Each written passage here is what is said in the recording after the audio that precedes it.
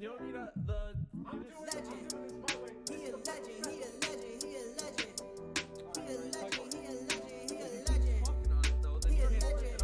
Welcome to the league, to the league, to the league, to the league, to the league of items. Welcome to the league, to the league, to the league, to the league, to the league of items. What's up, everybody? It's Pikel with League of Items, and in today's video we're going to discuss who is the best in the West. So lock-in, semifinals are finished. We've had a couple weeks of the LEC, so I think now is a good time to take talent plus the recent performances and throw together a tier list. First, the disclaimer. All of the players in this video are better than me at playing League of Legends, but I don't think that they all understand the game better than I do, especially for betting applications, DFS applications, picking winners, knowing which underdogs are live, stuff like that. And that's not trying to discredit how they view the game or anything like that. It's just we look at the game differently, and that's where I find my edge, and that's why people pay me for my opinion, basically. So that's the first thing, is that yes, all these players are better than me. But the second thing that we should talk about is what these rankings are actually meant to mean. So in this tier list, the F tier, these are teams with no future, in my opinion. They're not building for the future. They don't have players that will be good 2 years from now, 3 years from now. A lot of these teams just need to be completely overhauled. They don't make any sense. And you're always free to disagree with me on which teams belong here and which ones don't. But this is my tier list, so that's how I look at the teams. The D tier has chances to be mid-level in their domestic region. They have a chance to be competitive domestically in their region. This means that they could theoretically, take some games off of the top teams, but it's unlikely. We're never going to pick them unless there's new information that comes in about the teams or if they have great form going into playoffs. This is a pretty consolidated tier. There's not many teams in here. C is competitive domestically, meaning that I could see them making it a few rounds in the playoffs, maybe being a dark horse and making something happen in the playoffs. B is a domestic winner and an international qualifier. So these teams have the upside of winning their region if everything kind of breaks their way. But for talent reasons, I don't really think they belong in the A or the S tier. There are a lot of teams in this tier because they obviously have the chances, if things break their way, to win their region. If you win your region, you're going to go to Worlds. So you kind of meet both of those criteria at the same time. A is competitive internationally, and this one's really tough for me because the team that's listed in this tier right now, there's only one team, and I don't really even believe that they would be competitive internationally. I think that they might make it through I could see them making it through the group stage at Worlds, into the playoffs and the knockout rounds, but I wouldn't say it's because they're very talented or very good. It's if they were in the right group at Worlds, they would kind of sneak into the next round. But I still think they're kind of overrated. And then S are Worlds contenders, and these are teams that I think can win multiple rounds at Worlds. Every year we get a few teams where it's that team from the West actually made it to the quarterfinals, semifinals, and if they get a lucky draw on the knockout stage, they can make it to the finals theoretically. And we've seen that with a few LEC teams. We haven't seen that with an LCS team. I don't think that's because of a gigantic talent disparity between the two regions. Although the LEC has been better for a few years, and they have had more talent. I think that the top-end talent is becoming more consolidated, and part of that is because the LCS has bought some of the LEC's players. So let's start with the F tier and the D tier. I'm not trying to make distinctions between within the tier. It's just what tier does the team belong in. So let's start in the F tier. So we have 5 teams. Let's put this down a little bit. In the F tier, we have Immortals, FlyQuest, Golden Guardians, Astralis, and SK Gaming. So let's just go team by team. I already talked more about the LEC teams in the separate LEC video. So if you want more thoughts on that, you can go there. The first team that I think deserves a lot of criticism for how they've approached building this team is Immortals. So going into the lock-in tournament, some people thought there's a chance that Immortals can play competitively in this specifically because they have some veteran players. But the reason why I think they belong in the F tier is because this idea that they've built this roster around Revenge. Revenge is not a good top laner relative to the other top laners in the LCS. Building your team around a league average player means that your organization is garbage. It makes no sense. Xerxes is a decent jungler. Power of Evil is a decent, even good mid laner. And then you have Wild Turtle, who is probably the worst AD carry in the league. And you have Destiny, who's an okay support, like a league average support. So if you have 2 or 3 league average players in jungle, mid, and support, and then you have the worst AD carry in the league, probably, and then you have the quote-unquote player you're building around, Revenge would need to be some kind of super hard carry, always willing to draft around this player level talent, or talent. Like, you need to be a very talented player for that playstyle to even work, and it's something that no team has really been able to do consistently without having other strong players. A team that can play around top lane and was competitive internationally, we can talk about somebody like T1, like Kana had a great year last year. World Elite didn't have a great any good international competitions, but you have somebody like Breathe. They're the sort of talent level you need to be if you're going to create your roster this way. So it's just a horrible process from Immortals, and the idea that you can build around Revenge is just ludicrous. And part of the reason is because he's not that good. The other reason is because there are other players in his role and just in the region at large that are younger, more talented, and like, what is the window you're building around? I know that's probably more than I should have said about that, but I don't like it when teams think they're allowed to say whatever they want about their roster and their ideas for building something, and they're automatically justified. It's just insane. It's a horrible look from Immortals, and they're not going anywhere. FlyQuest is a team that is trying to look for some younger players, but they also have some early 20s players that have kind of shown what their peak talent is going to look like. So Kumo's been okay. He has had some carry performances. I think that he could be on a good team, but he's not going to be the best player on a good team ever. Jose Deodo is very overrated, and it's because his playstyle was perfect for the meta at Worlds when he was kind of found, like quote unquote found. Being a Graves Lee Sin player in Graves, Lee Sin, Hecarim, like these kinds of champions, the game was built for junglers to be successful in 2020, and that's when he looked like he was okay. But all of the times that we saw him look good were in these international competitions that, like, he was playing against other lower level teams. He played okay in the knockout, the play-in qualifiers or something for Worlds, and people wanted to give him a lot of credit as being this really good jungler, and he was talked up a lot by the broadcasters. In reality, he is league average in the LCS, or worse. And now, when you have junglers like River, Spica, Blabber, Closer, Inspired, Santorin, where is Jose Deodo on that kind of list, and how can you say that he is a quote-unquote good young jungler when he's not that good and he's not that young? Inspired is better than him, and Inspired, I think, is also younger than him. So it's a tough look for FlyQuest building their team in this way. And it just kind of speaks to the incompetence of them as an organization. A lot of these teams that have been bad in the LCS have been bad and just not truly competitive at the top levels for, like, ever. Next up, we have Golden Guardians. Golden Guardians is another team who you kind of just can't believe what they ended up going through. I know that they're owned by the Warriors. They probably didn't want to waste a bunch of money on the 100 Thieves roster. They didn't want to continue to spend the money that would have been required to retain everyone who ended up going to 100 Thieves, is how I should say that, I guess. But this team is just not very good. Licorice is an okay top laner.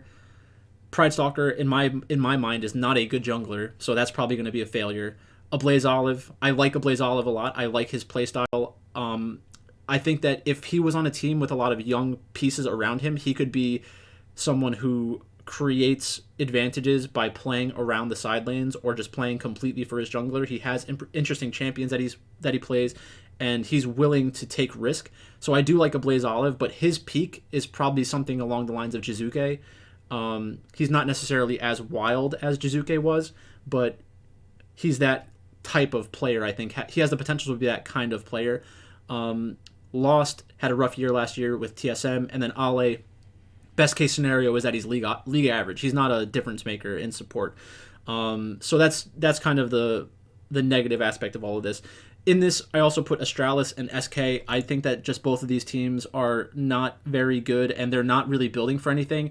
On Astralis, I don't mind White Knight, but Zanzara is bad. Promiscu is bad. Zanzara, his champion pool is really a big problem for the team. You need to get rid of a player like that if you want to build. If you want to build towards something, then why do you have Zanzara on your team? You're not competitive now. What's the point of having an older jungler with a limited champion pool? You can't even play League of Legends the way that it's meant to be played. You saw him play Xin Zhao today, and he just looked lost. So that's pretty rough. Again, I don't think that he's a bad person. It's just we're talking about him relative to other professional players, and that's the unfortunate reality for a team like Astralis.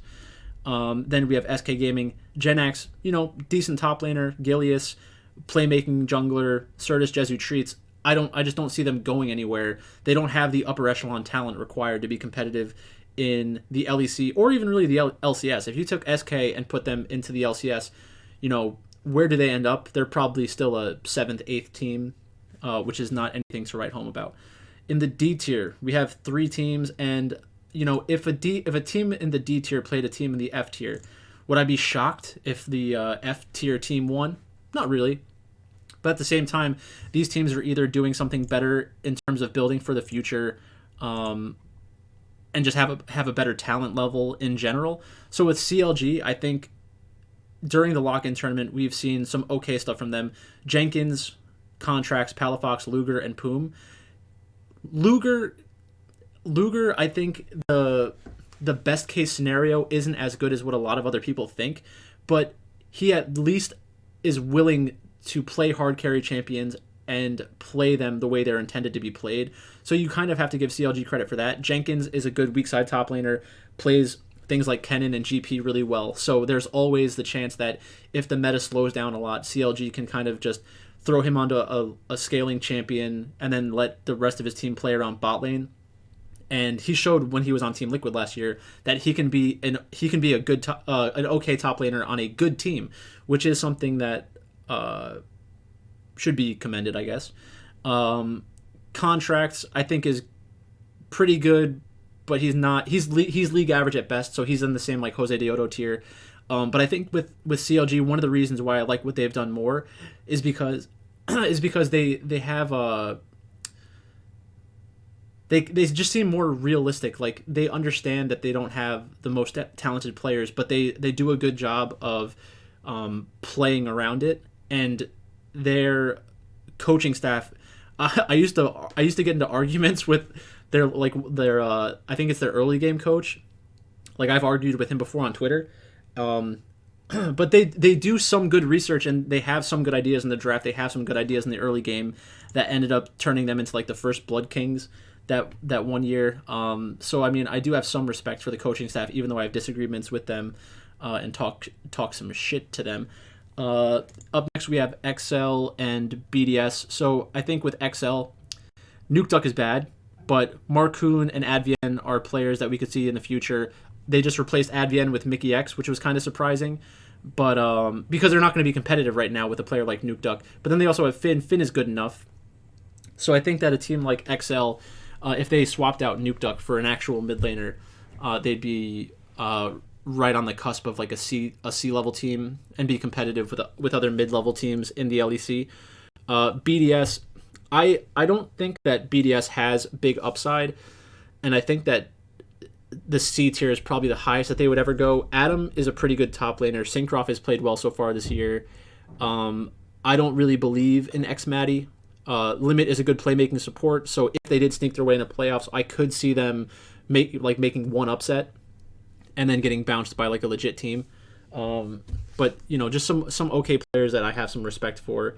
My biggest question marks are Nuclear and X-Matty. Like how good can they be as carries? Because if their job is going to be to go even in lane and then try to hope that Adam gets a large advantage in top lane, it's basically like it would be what Immortals wants to do but better, and actually possible. Like that's the difference. I guess that's a reinforcement of why I think Immortals is just kind of tragic. Is because a team like BDS with questionable players is a better version of them. In the C tier, we have Dignitas and Misfits.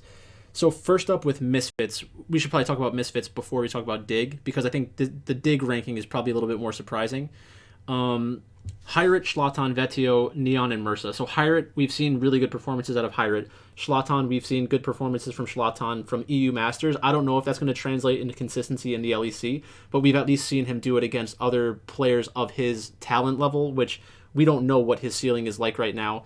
Then we have Vezio. Vezio did have some good performances last year, but I think that everyone gives him a little bit too much credit for those performances because like he was a rookie. So there's this weird thing where an okay performance by a rookie should be given more weight than a really good performance by a veteran.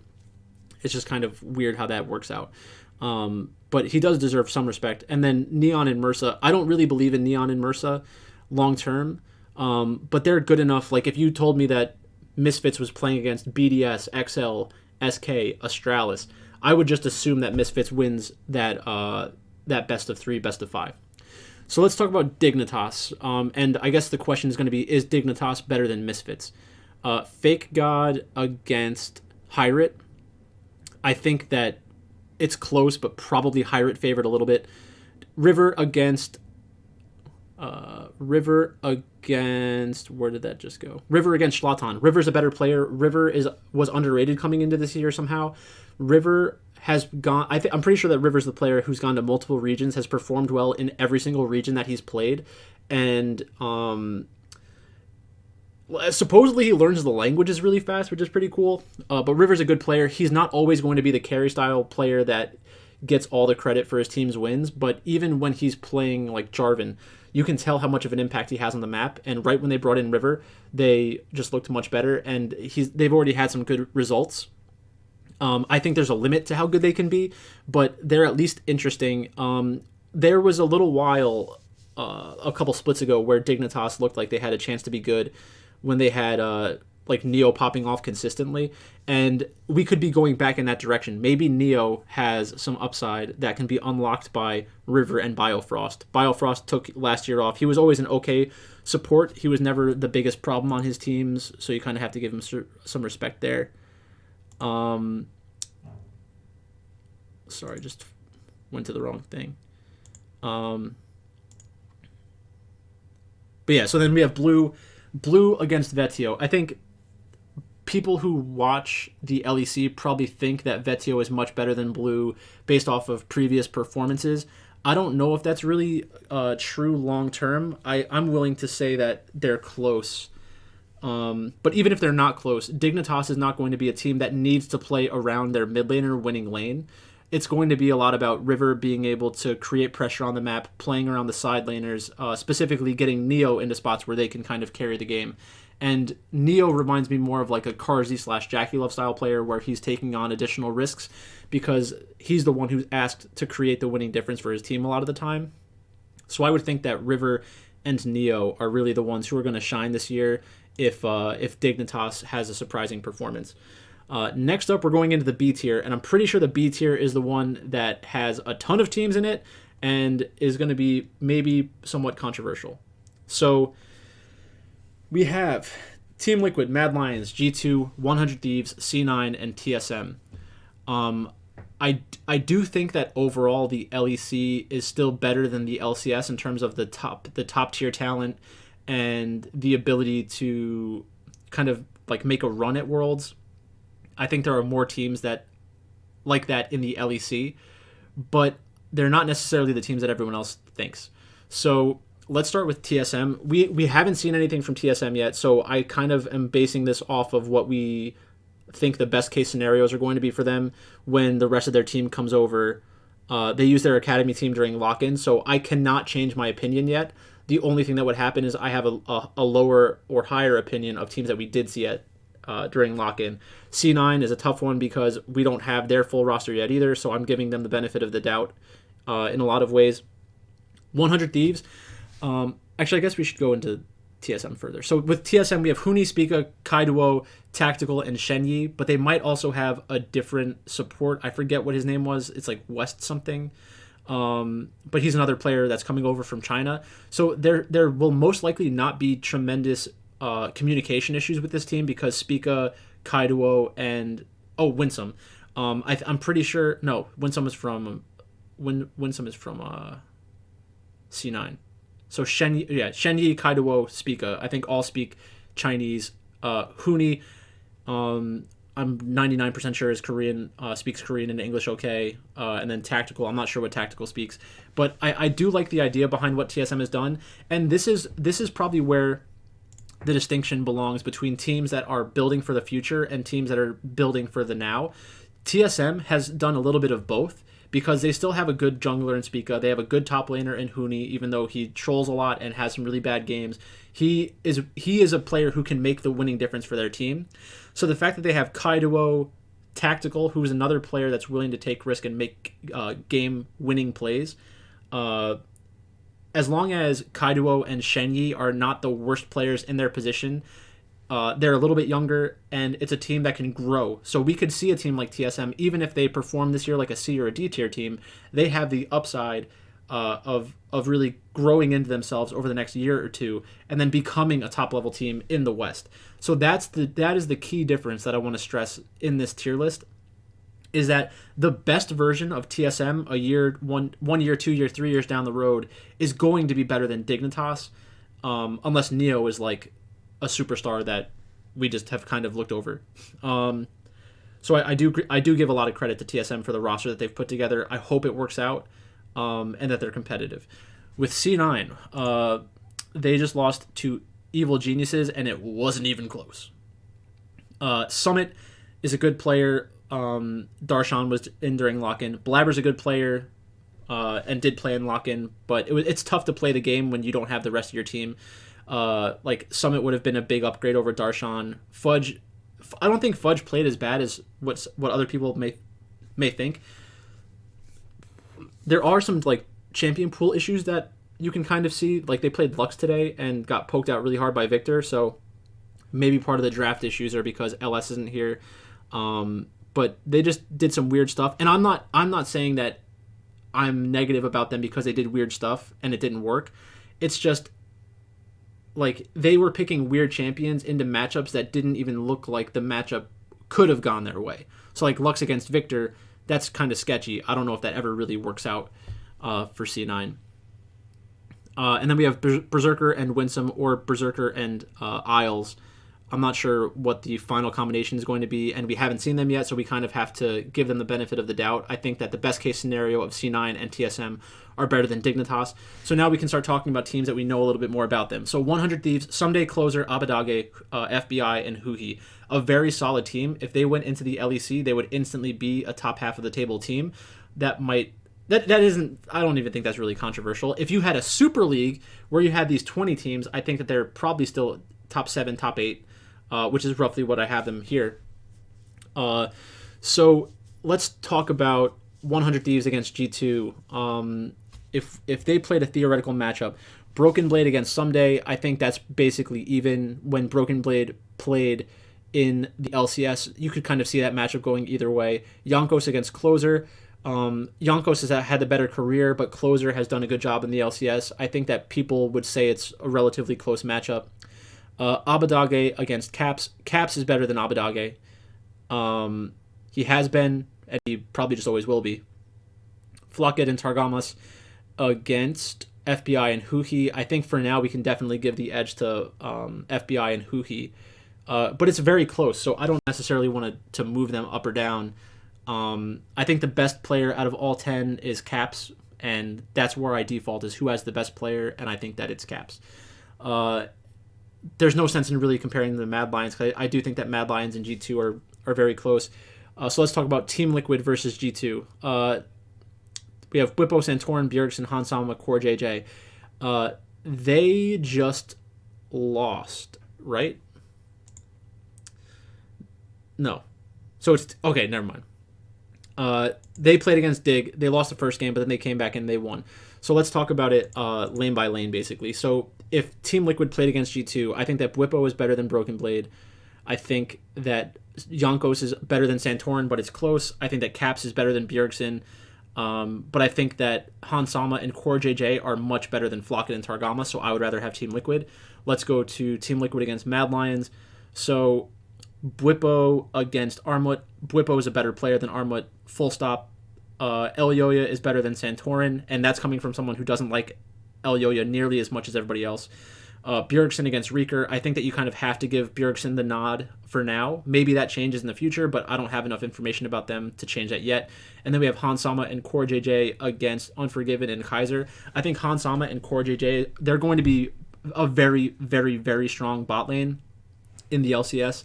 They're definitely a top 2 or top 3 bot lane in the LCS right now. If you did, and maybe I'll do this in a separate video, just bot lane rankings, I think that they would still be a top 3 or 4 if you combined all of the LEC and all of the LCS. I think the bot lane in general is just not as good in the LEC as people want to give them credit for. When you look at elite talent in the AD carry position from the LEC, you can maybe say that Upset is elite, and you can maybe say that Karzi is elite, but you probably can't really say that either of those players are an elite AD carry when you start comparing them to other regions and like when you get to Worlds. Upset's style probably lends itself the best to looking like a steady, consistent player, but I just don't believe that he has the upside when you take a look at some of the other AD carries that are out there. That's why I've always been a bigger fan of Hansama than Upset. So we'll leave it there. I don't want to give away too much, but I think people probably know where I'm going with the rest of this. So let's move on to the A tier. And the A tier, the only team I have in the A tier is Fnatic. And I really don't know if I believe in the upside of Fnatic. I think that they might belong in the B tier from a talent perspective. And a lot of it has to do with my difference of talent evaluation from other people. So I think that Wonder has been someone that I've been higher on than a lot of other people during his downturn. But now it's like everybody wiped away the idea that he was playing bad because supposedly he wasn't playing the game as much. But he's still at least league average. He's probably, you know, if you had the 20-team league, he'd probably be a top laner. Yeah, he's definitely a top laner. Razork against Santorin. I think that's very close. Probably Razork favored. Humanoid against Bjergsen. I really don't see a big difference between them. I think that Bjergsen's champion pool is better than Humanoid's champion pool. I really don't like Humanoid. I think that he is the most overrated player in the West. He's still a top half mid laner. Like I would rather have Humanoid than most of the mid laners in the LEC and the LCS. But he's just very one-dimensional to me, and he makes some huge mistakes that a lot of the time it doesn't even look like they could have worked out the right way. Like if you look at their match from today, his Azir performance was brutal. I don't know if that was today or yesterday, but when you kind of can focus on his champion pool and then make him look bad because he's not playing one of his best champions, it just seems way too consistent of a thing. I wouldn't want him on my team for that reason, because I feel like he'd always be a draft liability. Yeah, that's basically that. And then Upset and Hillsong. I do like the playmaking upside of Hillsong. I think that Upset is the kind of AD carry that you can play around, but it requires a specific level of performance from the rest of your team. And I don't know how consistent they're going to be able to put themselves in that position. Like, if you took Alfari Self-Made and Perks and then put in Upset and Hillsong, I think that would probably be a better team.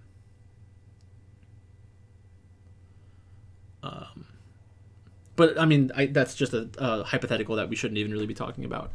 So I'm willing to put Fnatic up here, and this is kind of a tip of the cap to the rest of the League of Legends community, because maybe you guys are right. Maybe, and this is me recognizing my own bias as well. I know that I don't like Fnatic as much as everybody else, but I know that I don't like them that much. So I'm willing to put them in the A tier. If at the end of the year you told me that Team Liquid was better than them, G2 was better than them, 100 Thieves was better than them, would I be surprised? Absolutely not. But because of their decent performance to start the split, and because of the public hype surrounding them, I understand why they almost need to be in this tier, because they're the kind of team that I could see making it to Worlds and getting through 1 or 2 rounds in the knockout rounds because they got an easy draw, and then people are going to come screaming at me saying that I had them rated way too low throughout the year. So I'm willing to kind of give in on Fnatic. Now we have the top 3 teams in the LEC and the LCS, the top 3 teams in the West, and we have Evil Geniuses, Rogue, and Vitality. So let's compare these teams to one another and kind of see where we end up. Let's start with Vitality, because Vitality has been concerning so far this year. They already have 4 losses, which is 4 more than some people thought they were going to have for the entire split. Alfari, Selfmade, Perks, Karzi, Labrov. Every single one of these players is a top 3 or 4 player in their role, except for maybe Labrov. And I think that that's within his range of outcomes. There is okay support talent in the LEC, but a lot of the time you don't need to be a difference maker as a support. You got to just be in the right position, be willing to make engages, contribute information to the shot caller and all of that. And I think that Labrov will be able to do that as time goes on. Alfari specifically, he's probably the best top laner in the league. Selfmade, I think that Selfmade is a top 2 or 3 jungler. Like, if it turns into a true carry meta again, where it's like the pre-2020 type of carry, where it's things like Evelyn, Nidalee, Rek'Sai, like different types of champions. I think that Selfmade, his form from back then was so good on Fnatic that I think that is really what we should expect to see from him as time goes on this year, as the team kind of gels together. Perks, arguably the best Western player of all time. No, he has not looked as good as he has in the past, but when you have that level of talent, it doesn't just disappear overnight, and it will return. And that's just a belief that I have. Maybe I'm wrong, and maybe that'll just have me giving Vitality too much credit for the entire year, but I can't change how I feel about Vitality yet based off of what I've seen. I know that the results haven't been good, but there's nothing that I've seen that convinces me that the talent is gone. And then Karzi and Labrov. Karzi's a big wild card question mark. I think that his willingness to make plays and play like good early and mid game AD carries will benefit Vitality in the long run. Right now, there's such a huge priority on Jinx and Aphelios that maybe this isn't the perfect meta for Karzi, but there will be times in this year where he reminds you that he is an upper echelon AD carry in the LEC with a different play style than a lot of the other AD carries in the LEC. Next up, we have Rogue, and I think a lot of people are a little surprised by Rogue's performance, and I didn't have them as my number 1 team in the LEC going into the split, but I knew that if Malrong came in and was as good as everybody kind of hopes he would be, that they would be the first or second best team. It was going to be easy for me to get them past Fnatic. It wasn't going to be easy for me to get them past Vitality, and I'm not 100% sure that I believe they will be better than Vitality for the rest of the year. But for right now, if they played a match tomorrow, I would prefer Rogue over Vitality. I know they just beat Vitality as well, so that kind of contributes to it.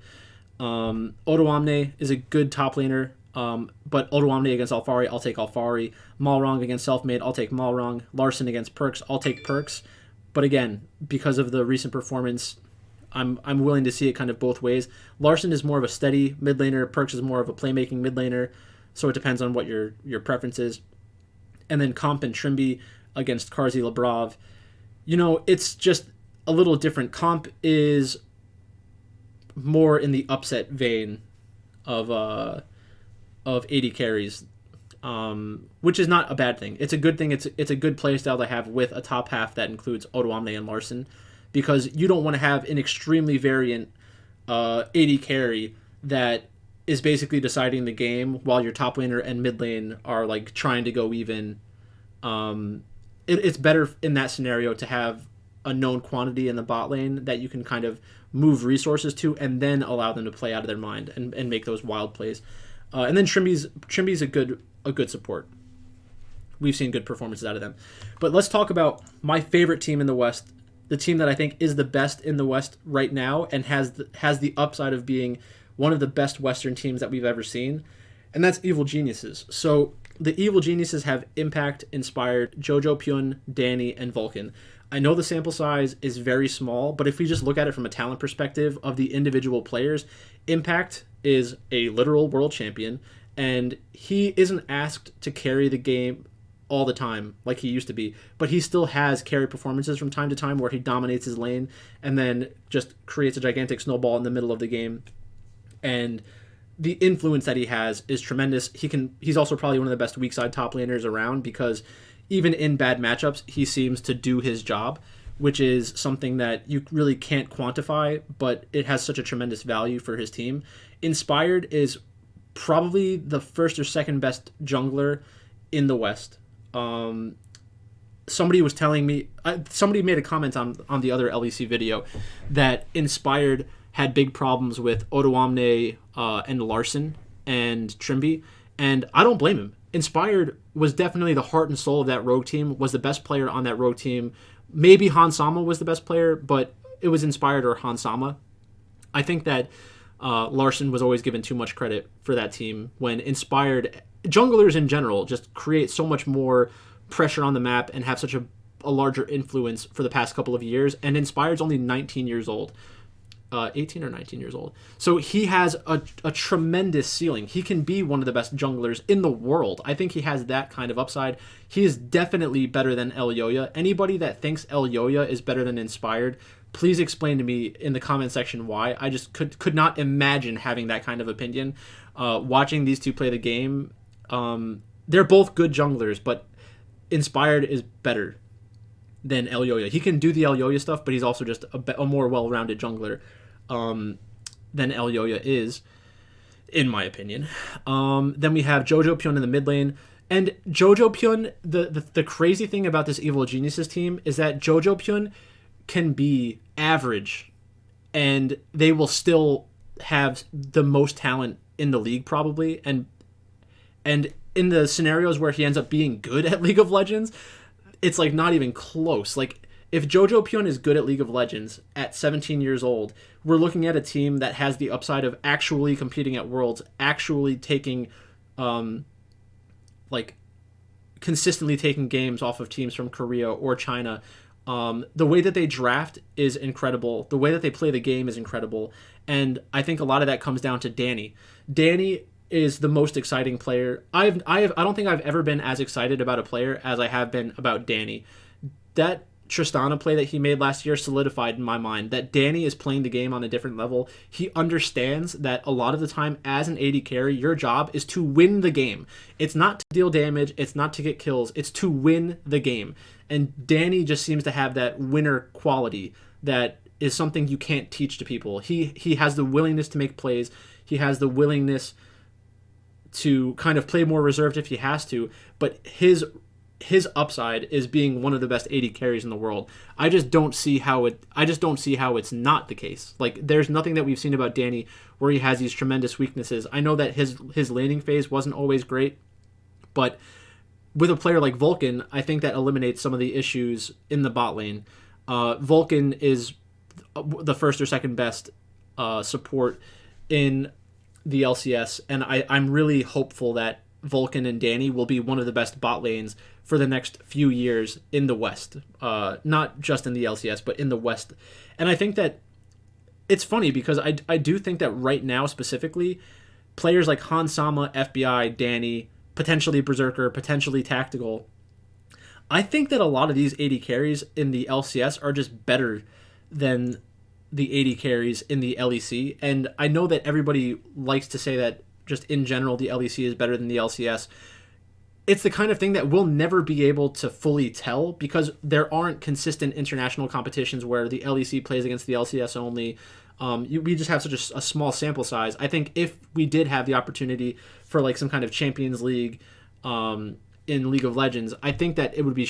I think it would surprise a lot of people how good the LCS stacks up with the LEC. Not only from a talent perspective, but from a style perspective. So I guess that's basically it.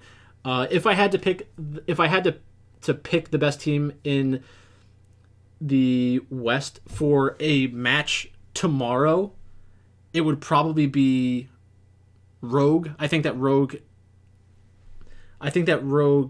And no, it would be Evil Geniuses. I really think that Evil Geniuses is the best team in the West. I think they're better than every team in the LCS and every team in the LEC probably as well. I would love to watch these matches. I'm not saying they would blow everybody out in the LEC because that's just obviously not the case. If it was a best of 5, we'd have some very close matches. I think that Evil Geniuses against Rogue would be really fun to watch, against Fnatic, Mad Lions, G2. Like, I think they would be fun matches to watch. There'd be a lot of hype around them. And I think that in a lot of those situations, the sports books would probably list Evil Geniuses as the underdogs, but I just believe in their upside. I believe in their talent. We have barely seen anything from Jojo Pyun and this new iteration of Evil Geniuses, but the ceiling is just immense. Like, I'm so excited to watch this team for the upcoming year and multiple years. I want to watch the LCS because of Evil Geniuses, and I bought their jersey, so I can't just light $60 to $70 on fire and not root with them with all of my heart. That's good money going after bad money, but that's basically it. I know that there are probably some controversial takes in this video, and that the comment section, hopefully there are people yelling at me, because it's fun going back and forth and hearing what other people's reasoning is.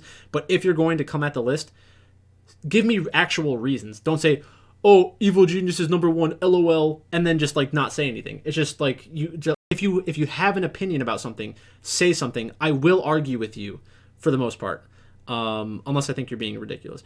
But that's all I've got for you today. I hope you enjoyed this video. If you did enjoy this video and you're not already subscribed to the channel, please consider liking the video, commenting, subscribing, all those good things. If you want more access to me and my picks, check out Patreon and Discord. It's $10 a month. I think that when I hit 1,000 subscribers on YouTube, I'm gonna eliminate the paywall for Discord and Patreon, because I don't really need the money, but it helps incentivize me to pump out content that I hope you all enjoy. So that's all I've got for you today. Thanks for watching, and I will talk to you later.